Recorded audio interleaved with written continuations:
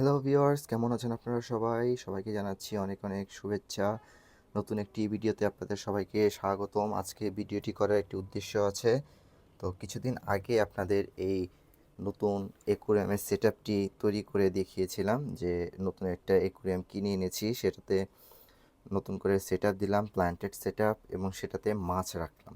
তো বেশি দিন হয়নি, 10 থেকে 15 দিনের মতো হবে, এর বেশি না।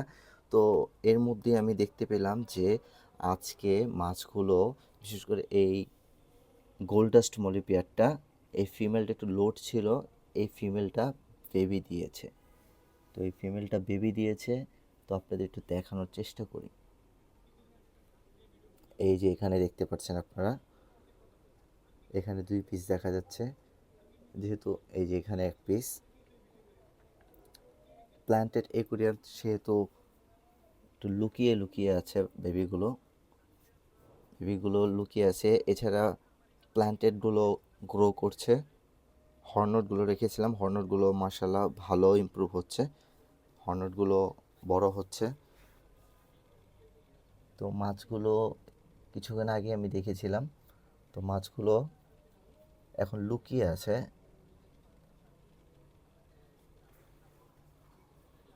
তো এছাড়া এখানে একটা আলু রেখেছিলাম, আপনারা দেখতে পেরেছিলেন। তো আলুটাও মাশাল্লাহ ভালো গ্রোথ হচ্ছে। এই আলু থেকে যে শিকড়গুলো বের হয়েছিল, এগুলো কিন্তু মাছের বাচ্চার লুকানোর অনেক ভালো একটি স্পেস। তো আমি ইচ্ছাকৃতভাবেই এই আলুটা লাগিয়েছিলাম, যেহেতু এখান থেকে যে রুট জার্মিনেটগুলো হয়, এই রুটগুলোর ভিতরে কিন্তু গাপ্পি মাছের বাচ্চাগুলো লুকিয়ে থাকতে পারে। তো রুটগুলো মাশাল্লাহ খুব বড় হচ্ছে। আগে একটুখানি ছিল ছোট ছোট, আর এখন মাশাল্লাহ খুবই বড় বড় হয়েছে। তো দেখতে পাচ্ছেন চমৎকার, তো চমৎকার একটা সিচুয়েশন তৈরি হয়েছে এই অ্যাকুরিয়ামের ভিতরে। তো অ্যাকুরিয়ামটাকে এখন আগের চাইতে আরও ভালো লাগছে। আর যে এই ফিল্টারটা আছে, ফিল্টারটাকে আমি সবসময় চালিয়ে রাখার চেষ্টা করি, এজন্য পানিটা অনেকটা ক্লিন আছে, এই অ্যাকুরিয়ামটা সবসময় আমি চালিয়ে রাখার চেষ্টা করি। আর যে লাইটটা আছে, লাইটটা 8 থেকে 10 ঘন্টা আমি রানিং রাখি। তো এখানে যে ফ্রগ লিভসগুলো আছে, ফ্রগ লিভসগুলো কিন্তু ভালো ইমপ্রুভ করছে। আস্তে আস্তে এর বংশবৃদ্ধি হচ্ছে। তো দেখতে পাচ্ছেন আপনারা, অল্প রেখেছিলাম, ভালোই ভরে গেছে। আপনারা আলুটা একবার দেখুন, আলুটা দেখুন, আলুটার লিফগুলো বের হয়ে গেছে। তো দেখব যে এর শিকড়গুলো কত দূর পর্যন্ত বিস্তৃতি হয়। যত বড় হবে মাছের জন্য কিন্তু ততই ভালো হবে। তো আপনাদের মূল উদ্দেশ্য ছিল বাচ্চাগুলো দেখানো, যে একুরিয়াম সেটআপে নতুন করে সেটআপ দিলাম, তার কিছুদিনের মধ্যে আবার বাচ্চা দিয়ে দিল। তো বাচ্চাগুলোকে এখন যদিও স্পষ্টভাবে দেখানো পারছি না, তো আপনারা দেখতে পাচ্ছেন কি না জানি না। এই যে এখানে বাচ্চাগুলো, এই যে একটা বাচ্চা, ওই যে উপরে আছে বাচ্চাগুলো। এছাড়া ডেনসা গাছে, ডেনসা না সরি, হর্নট গাছের ভিতরে ভিতরে লুকিয়ে আছে। তো গাছগুলো একবার দেখুন, গাছগুলো কিন্তু ভালো ইমপ্রুভ করছে, যেহেতু পানিটা পরিষ্কার আছে, ফিল্টার লাগানোর কারণে পরিষ্কার আছে, তাই অ্যাকুরিয়ামের বর্তমান অবস্থা কিন্তু খুবই ভালো আছে। অ্যাকুরিয়ামের বর্তমান অবস্থা খুবই ভালো আছে। যে এই গাছগুলো আমরা নাম জানি না, আপনারা যদি নাম জেনে থাকেন আমাকে কমেন্ট করে জানাবেন, কমেন্ট বক্সে আমাকে জানাবেন। তো এই গাছগুলো কিন্তু ভালো গ্রোথ হচ্ছে, এই যে মাথাগুলো বড় হচ্ছে। তো যার কাছ থেকে এনেছিলাম সে বলেছে গাছের কাণ্ডগুলো যখন বড় বড় হয়ে যাবে তখন এগুলো কেটে দিবেন, কেটে আবার বুনে দিবেন, সেখান থেকে আবার গাছ বড় হতে থাকবে।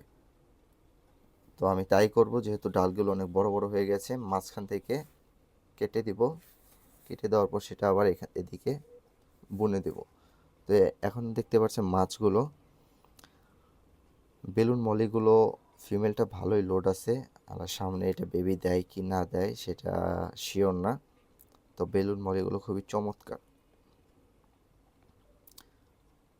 গোল্ডাসটা তো বেবি দিলই, সামনে আবার কবে দেয়।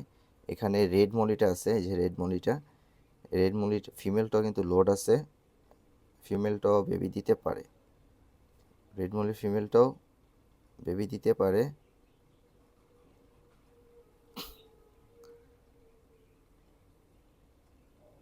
তো আমি দেখতে চাই যে 3 পেয়ার যে গাপ্পি আছে, 3 পেয়ার গাপ্পি কি এই ট্যাঙ্কে ব্রিড করে নাকি। সাদা বেলুন মলি থেকে যখন সাদা বাচ্চাগুলো বের হবে, এই গোল্ডাস্টের বেবিগুলো যখন এই বের হয়েছে একটু ব্ল্যাক ব্ল্যাক, সাদার সাথে ব্ল্যাক কম্বিনেশন, এবং এই রেড মলিটা আপাতত দেখুন আলু গাছের শিকড়ের নিচে লুকিয়ে আছে। ওই যে শিকড়ের উপরে বাচ্চা দেখা যাচ্ছে। তো এখানে তাদের লুকিয়ে রাখার জন্য বেস্ট প্লেস।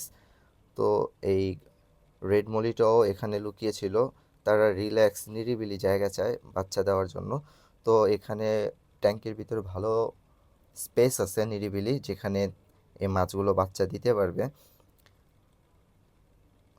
তো এবার গোল্ডাস্ট মলির একটু কম বাচ্চা দিয়েছে। আমার কাছে গোল্ডাস্ট মলিটা এক একসাথে 70টা পর্যন্ত বাচ্চা দেওয়ার রেকর্ড আছে, কিন্তু এখন যে বাচ্চাগুলো দিয়েছে সেটা অনেক কম, যেটা দেখলে বোঝা যায় কোয়ান্টিটিতে যে বাচ্চাগুলোকে খুঁজে পাওয়া যাচ্ছে না।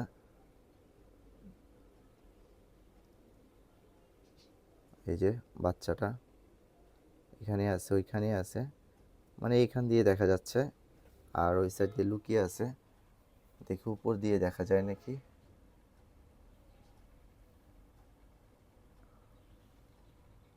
এই যে দেখা যাচ্ছে বেলুন মলির সাথে একটা গোল্ডাস্ট মলির বাচ্চা।